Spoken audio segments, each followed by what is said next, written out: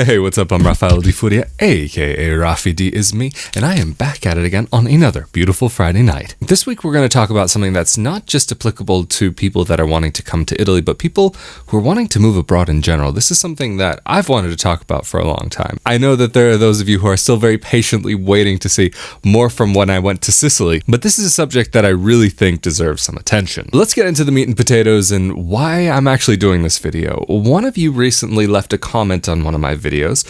In this case, it was Barbara J. And in her comment, she said, "Hey, thanks for doing a great video."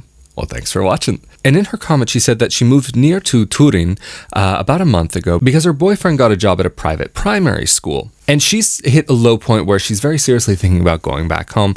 She's unable to find work here that would pay enough to be able to afford to live here. And it seems like it's frustrating because she's able to be in paradise, but can't quite afford it. But before we get too much deeper into the video, if you would like to see more content about moving to Italy, Italian citizenship, and more, please be sure to subscribe with that notification bell turned on. And if you could also give this video a like, I would really appreciate it, as it does help out the channel. Life isn't just about the pizza, pasta, and amore. And yeah, I made a shirt.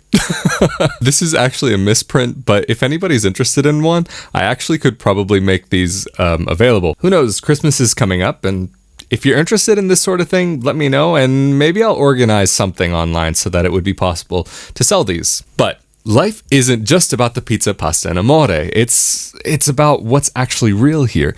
And I feel like this gets lost in a lot of content online, Instagram, even YouTube, and that things look beautiful. Like life is always perfect when you go abroad. Like it's this glamorous thing. And really, it's not the whole story. Life in a new country is never easy. And especially the first few years are the most difficult. I would probably say the timeline goes something like, and this is coming from my experience with having lived abroad for close to 10 years now without ever having gone back to my birth country. The first month is the most exciting, but it's also kind of stressful because it's the honeymoon phase. You just got to your new location, you're just arriving, and everything is so fresh and so new. But then all of a sudden reality sets in. And this is one of the reasons why I've said, if it's possible to line up a job for yourself before you arrive, things are going to be a bit easier with the whole transition into your new life, especially considering the Italian job market. But we'll talk a little bit more about that in a sec. Then for the first year, things are probably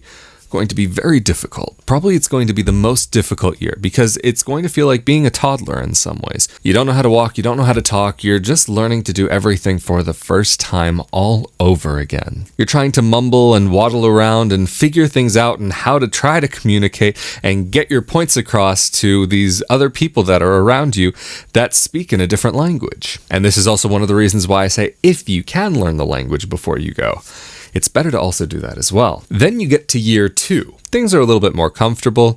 You can say a little bit more than mama and dada now. And you're getting an idea of how to navigate the system a little bit more. How to get around, where things are, the basics in life. Year 3, it's starting to feel kind of like a lukewarm bath. You really have a better idea of how things are going, and you're starting to be able to communicate a bit more. Year 4 hits, you're gliding around, you know left from right, you know up from down, and you're already able to speak the language at least well enough. Hopefully. Although I'm not saying that part goes for everybody. But you really have a much better idea of how things go. And then if you survive and make it to year 5, things seem to stay pretty much the same after that. But really, the first few years are the hardest. And not just from being able to get around and do things, but from an emotional standpoint. Missing family, missing friends, missing what's familiar to you, having to learn really everything from the ground up, learning about new ingredients, learning about new products. When you go to the supermarket, can you even read what's on the shelf? Do you know what you're buying? The vegetables might taste a little different. The dairy products might taste a little bit different. The meat might have a very different kind of taste to it that you're not used to. And especially being away from family and friends, I mean, this is something that's probably the most difficult for most of us. And thankfully, it's 2018 and we have things like WhatsApp, Facebook, Snapchat, although I can't say I really use that one so much. And all different other sorts of kinds of apps for wherever you might be in the world. WeChat if you're in China. So being in contact with people is much easier than it used to be, especially much easier than 10 years ago. But when we're talking about the financial side of things, this is so much more difficult. I mean, I can say from my own personal story that from a financial standpoint, moving to Italy has been an absolute disaster for me. I'm not trying to make out my life like it's this glamorous thing. Even though I'm doing the worst financially that I ever have in my adult life, actually the worst ever, in many ways I'm actually happier than I've ever been. And so for me, it kind of balances itself out. I also really had the desire to be here. And that's something that when it comes to living abroad it's not for everybody. And it's not a negative remark saying that life abroad isn't for everybody. If it's not for you, then that just means it's not for you. And when we're talking specifically about the work situation in Italy, I've actually spoken about it in other videos, so be sure to check that out. Here in Italy, the job market really isn't great just to begin with.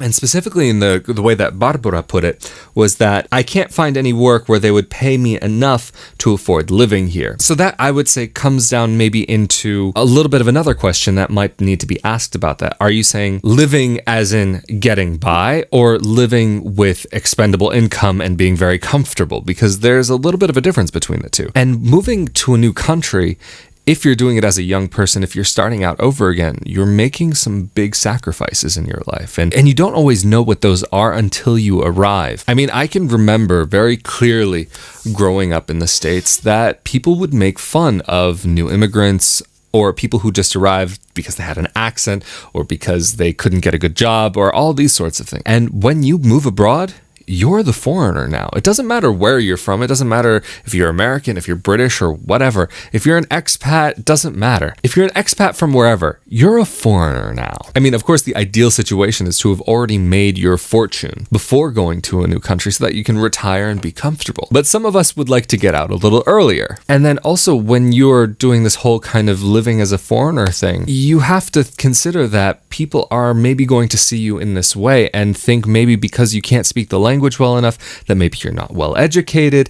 even though you may have a master's in whatever. I remember even seeing in different television shows the stereotype of a Russian rocket scientist who left the Soviet Union and ended up in America working as a janitor.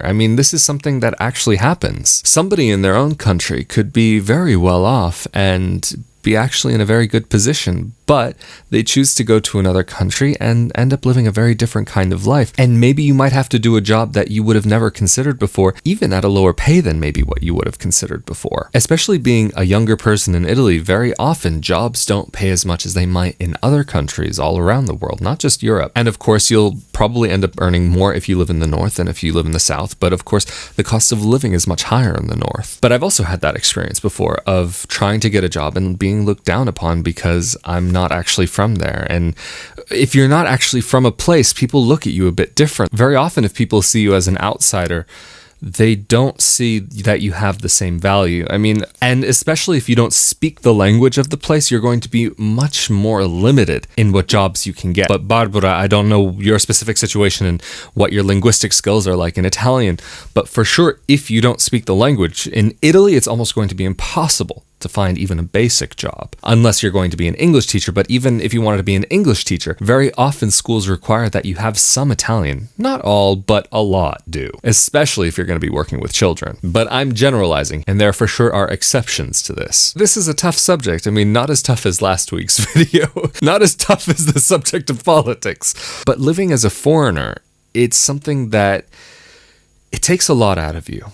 And it's very stressful at times. And getting used to a new culture and a new way of living. But really, I would say, if you've only been here a month, you have not given it enough time. And I would say I've seen a lot of people who jump ship before the first year is over, or just after the first year is over, just before things get really good. Even it could take a few years. Normally, when you go to another country, it takes a few years to get really settled and stable and have things going for yourself. So if it's only been a month, I would say give it some more time if you can hang in there. It's a tough road, but it's for sure worthwhile. And if you haven't been able to find a job here in Italy, then for sure start looking into working online. You would be surprised at how much there is online. It's a much more competitive market in some ways.